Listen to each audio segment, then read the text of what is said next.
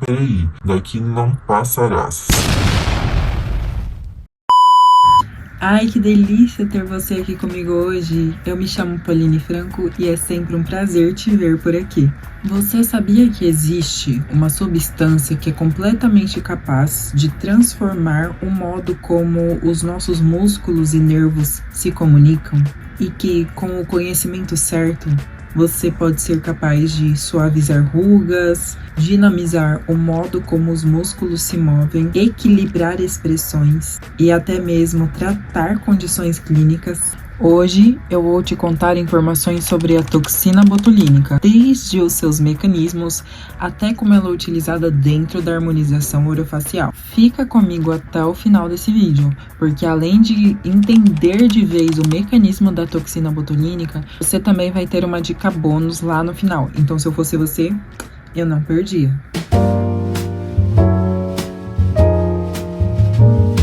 Já parou para imaginar como uma substância pode agir literalmente como um mensageiro da paz para que haja uma harmonia entre músculo e face? A toxina botulínica é exatamente isso. Ela é uma ferramenta fascinante que pausa a comunicação entre os nervos e os músculos, impedindo que eles contraiam toda hora, todo momento, fazendo aquele monte de expressão que a gente não quer fazer. Essa substância age diretamente na fenda sináptica, impedindo a liberação de acetilcolina, que é como se fosse um mensageiro que entrega ordens do cérebro para os músculos. Quando nós inibimos esse mensageiro através da aplicação da toxina botulínica, conseguimos atingir a suavização de rugas e linhas de expressão, promovendo assim uma harmonia na aparência facial como um todo. Essa toxina é produzida por uma bactéria chamada Clostridium botulinum, que vive em ambientes sem oxigênio. Para ser utilizada na estética, ela passa por um processo rigoroso de isolamento, purificação e estabilização. E aí sim, ela é transformada numa ferramenta super segura para ser utilizada e gerar uma aparência mais jovem e mais descansada. Até hoje, na literatura, foram descritos 7 subtipos de toxina botulínica. São eles A, B, C, D, E, F e G. Esses subtipos que eu acabei de falar são produzidos por diferentes tipos de cepas da bactéria da Clostridium botulinum. Tá complicado? Calma que eu vou te ajudar. Dessas 7 toxinas, as toxinas C e D não afetam os nossos neurônios. É como se as nossas células tivessem fechaduras que só abrem para certos tipos de chaves. E as toxinas C e D simplesmente não encaixam. E antes de continuarmos, se você está curtindo esse vídeo, já deixe aqui nos comentários que informação você achou mais interessante de saber até agora. Eu vou amar saber o que te ajudou e isso também me ajuda a filtrar como que eu posso trazer mais conteúdos de qualidade para você. Mesmo entre os subtipos que afetam os seres humanos, nem todos eles são utilizados em medicina. Atualmente, apenas as toxinas A e B são disponíveis como medicamentos. Lá na parte estética fica ainda mais afunilado.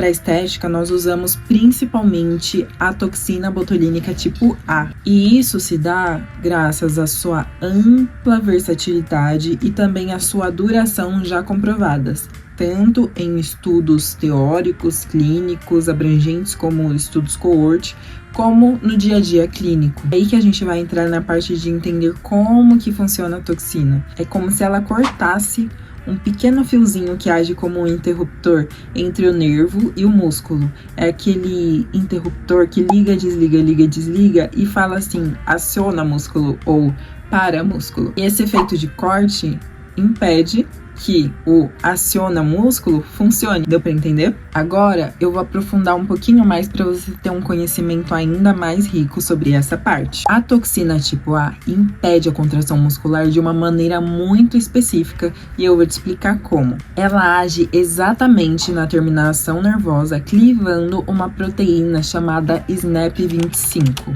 Essa proteína é fundamental para a liberação de acetilcolina na fenda sináptica. A acetilcolina é o famoso mensageiro que eu vinha comentando anteriormente, que é o mensageiro químico responsável por falar para o músculo contrair ou relaxar. É bem mais fácil entender os pormenores e ir fazendo analogias para a gente enriquecer e deixar nosso conteúdo, chuchu beleza. Então pensa comigo, sem a SNAP25, o nervo não consegue liberar acetilcolina e o músculo já não recebe mais sinal para contrair. Isso resulta em um relaxamento temporário daquela musculatura afetada pela toxina. Então pensa, se você colocou um pontinho aqui no seu músculo próximo, vai ter um halo de ação em volta desse ponto em que você aplicou. Então, é aqui que a gente está falando. Você atingiu uma parte do músculo próximo e, com isso, aquele músculo vai ser temporariamente paralisado. Isso vale para os outros músculos da face. Frontal, se você aplicar em um bucinador, que é um músculo da bochecha, por exemplo, que é um lugar que a gente não pode aplicar, porque se a gente aplicar aqui no bucinador, o que vai acontecer? O nosso músculo que faz a gente sorrir vai ficar paradinho, então a gente não vai mais conseguir sorrir, nossa boca vai ficar assim para falar.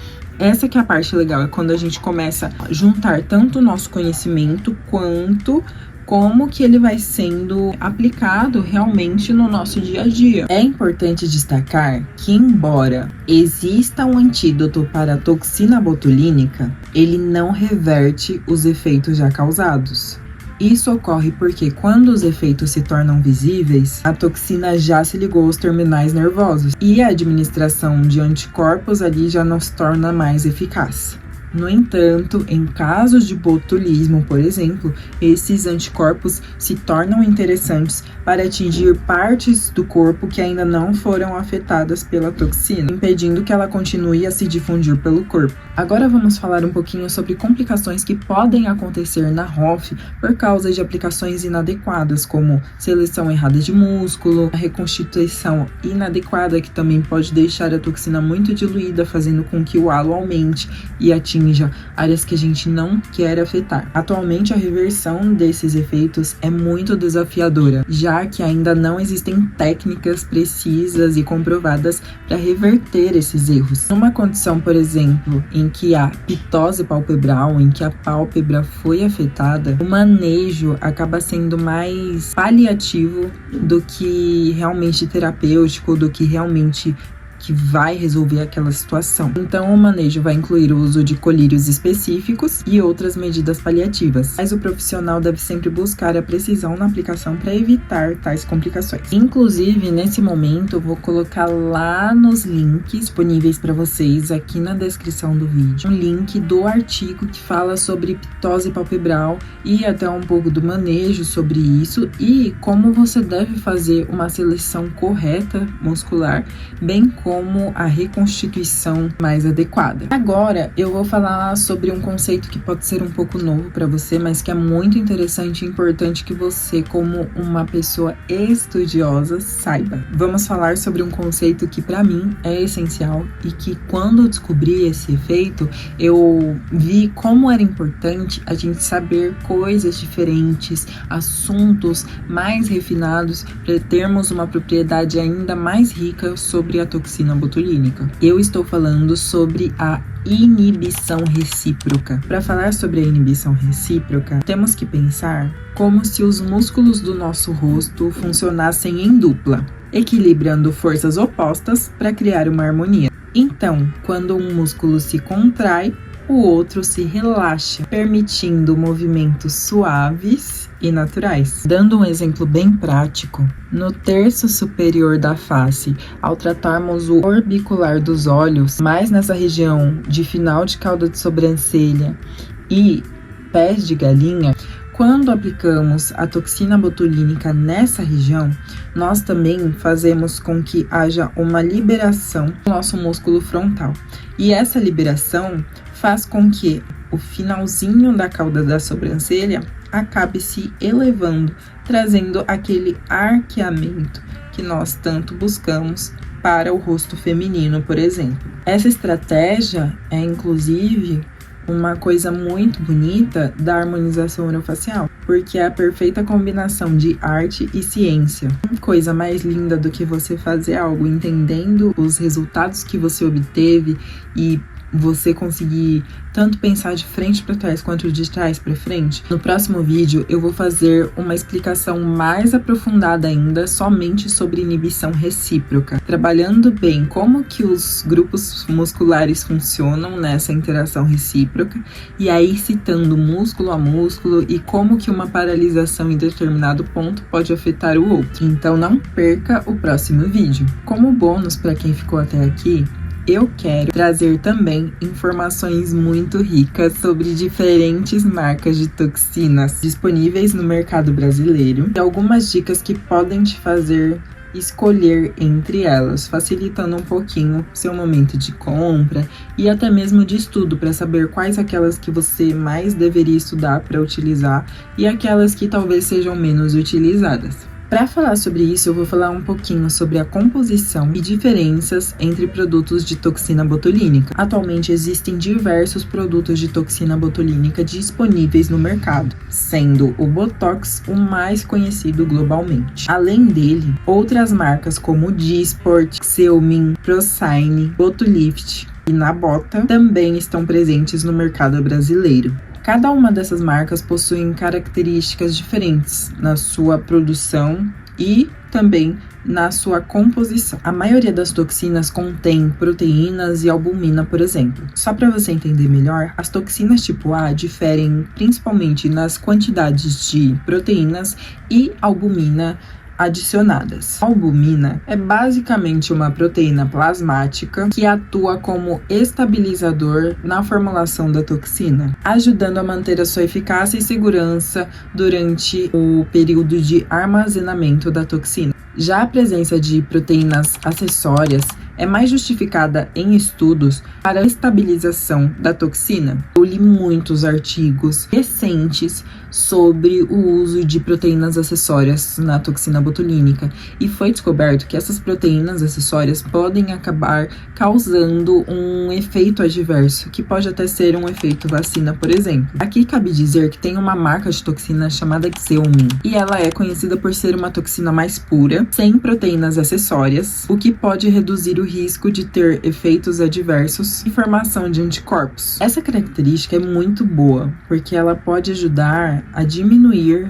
as chances de interferências no seu tratamento. Isso porque a formação de anticorpos pode fazer com que o seu corpo responda àquela toxina já depois de algum tempo, identificando aquela proteína acessória, e aí o seu corpo, com o sistema imune, já identifica aquilo e fala assim: Peraí, daqui não passarás.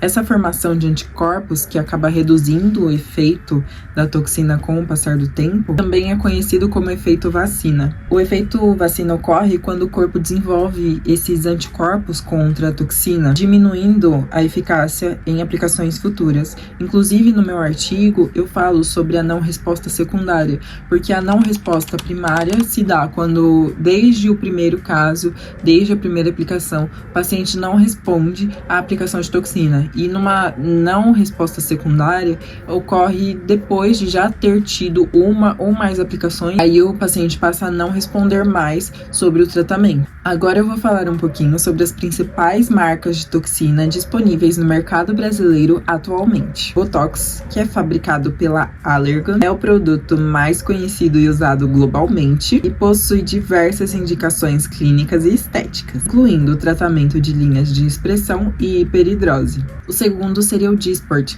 produzido pela Ipsen, que é reconhecida pela sua alta difusão nos tecidos, o que pode ser vantajoso em áreas maiores. Terceira é a Xeomin, fabricada pela Merz Pharmaceuticals. Ela se destaca pela sua pureza, como eu já disse, não contendo proteínas acessórias, o que favorece a não formação de anticorpos. Temos também a Procine, que é uma marca produzida pela Langeou, uma versão mais acessível no mercado brasileiro, mas não tem tantos estudos assim sobre ela. Temos também a Botulift, fabricada pela Meditox, é bastante conhecida pela eficácia e pelo custo-benefício. Temos a Botulinum, que é produzido pela Rugel, é uma marca bem popular, entre os profissionais de harmonização orofacial. E por último, temos a Nabota, fabricada pela Daewon Pharmaceutical.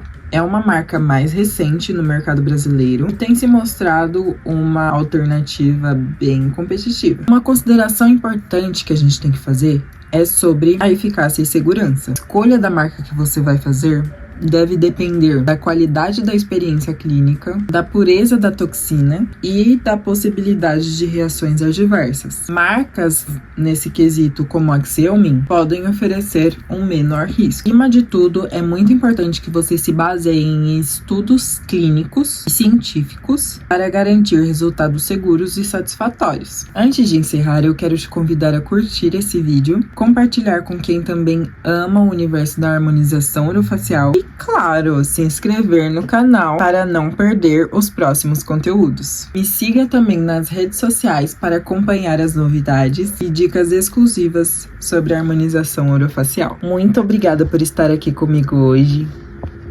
Beijo no seu coração e até o próximo vídeo.